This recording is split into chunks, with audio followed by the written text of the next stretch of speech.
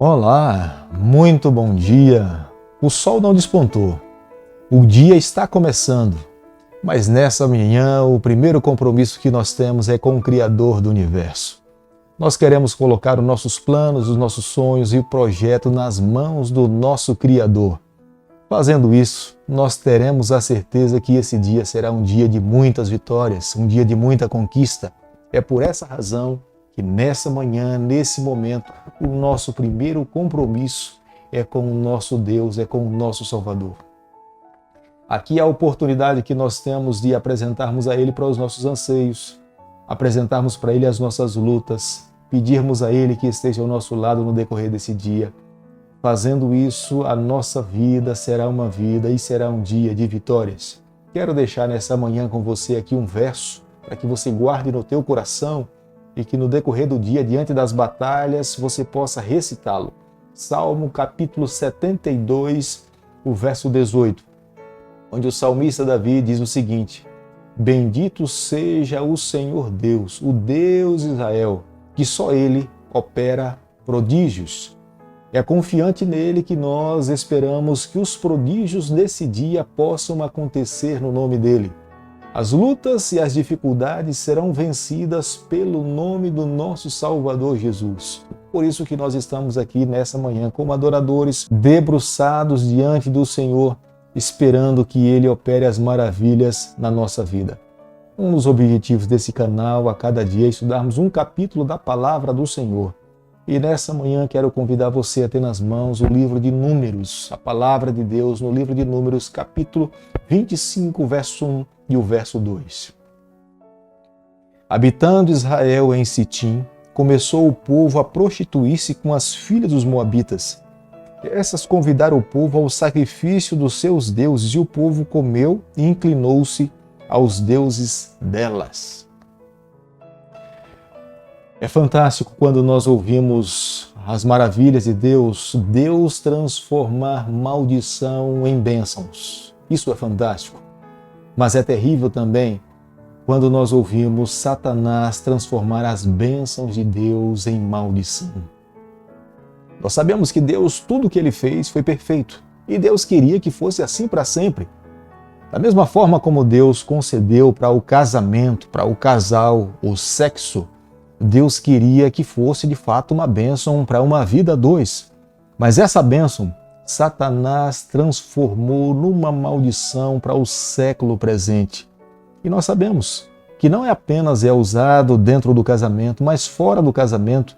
E muitas vezes seres humanos se tornam mercadoria por causa do sexo. E isso tem sido um transtorno e uma maldição para os dias em que nós estamos vivendo.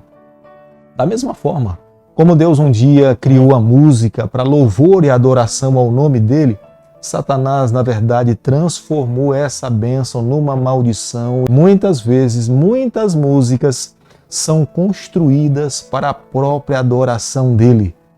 Mas, meus amigos, nós quando olhamos para a palavra de Deus, nós vemos que o povo de Deus alcançou muitas vitórias. A nova geração que iria conquistar a terra prometida, eles viveram e Deus concedeu muitas vitórias pela fé para aquela geração. Mas quando eles chegaram em Sitim, eles começaram a viver uma vida cômoda.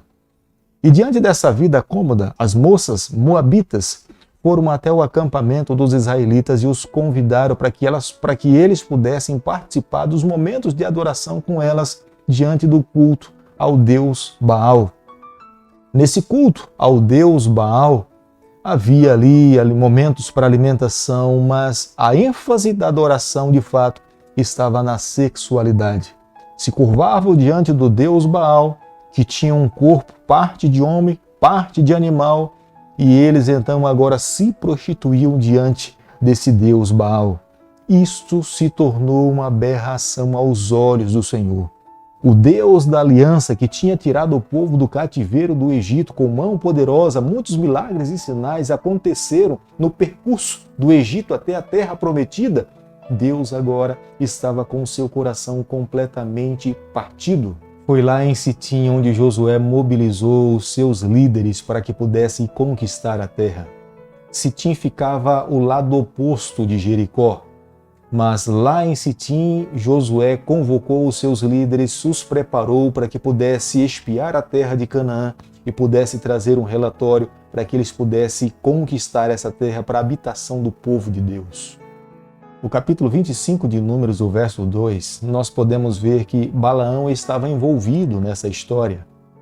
Embora por 3 vezes Balaão fez uma tentativa de amaldiçoar o povo de Deus e não conseguiu, porque Deus não permitiu, Balaão começou agora a criar uma maneira pela qual ele poderia receber os presentes que ele ainda não tinha conquistado. Ele sabia que Balaque não estava feliz com ele. Ele sabia que Balaque esperava uma maldição e até então Balaão não conseguiu abrir a sua boca para proferir alguma palavra que pudesse trazer de opróbrio contra o povo do Senhor. Em vez de falar alguma coisa ruim, pelo contrário, Balaão abençoava o povo de Deus. Balaão sonhava em receber os presentes que Balaque tinha lhe trazido e ele então agora cria uma estratégia, monta uma estratégia para que pudesse destruir o povo de Deus. E ele aconselha as moças moabitas irem ao acampamento dos israelitas e convidarem os israelitas para participarem do culto pagão que era ao deus Baal. E os israelitas aceitaram o convite dessas moças e se envolveram com elas e se prostituíram com elas. Literalmente, o culto pagão que se dava dentro do templo ao deus Baal era um culto voltado para a sexualidade e o nome de Deus estava sendo desonrado com as atividades e as práticas que estavam acontecendo ali.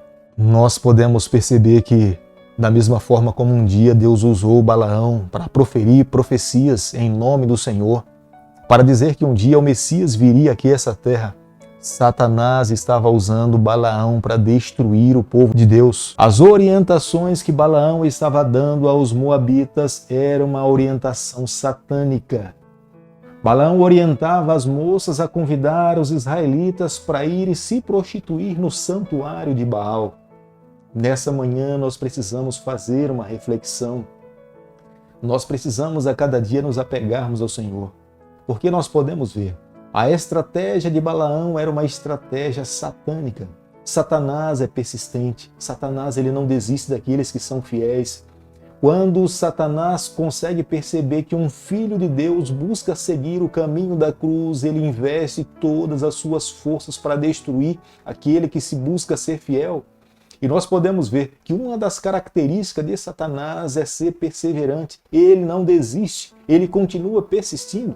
E não foi diferente com Balaão. Balaão não conseguiu na primeira, não conseguiu na segunda, não conseguiu na terceira, mas na 4ª vez Balaão levou a nação de Israel a se envolver com o pecado.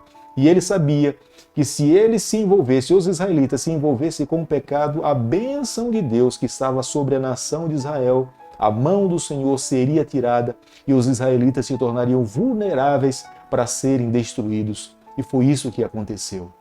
O capítulo 25, o verso 4, as ações dos israelitas chegou aos olhos do Senhor. E o Senhor se irou com aquelas ações. O Senhor não ficou feliz. E Deus pediu para que os líderes de Israel, para que a ira do Senhor fosse aplacada, os líderes que tinham incentivado os seus liderados a se envolverem com as mulheres midianitas, eles deveriam ser eliminados do povo do Senhor. Os seus corpos não deveriam ser enterrados. Eles deveriam ser empalados, colocado em madeiras e exposto ao sol em um relento, onde aqueles que passassem pudessem ver como exemplo. Aqueles que desobedecem a Deus e se opõem às verdades do Senhor serão destruídos. Deus estava dizendo que ninguém poderia se opor aos seus princípios, aos seus propósitos. Deus queria que o seu povo fosse sua testemunha das suas verdades.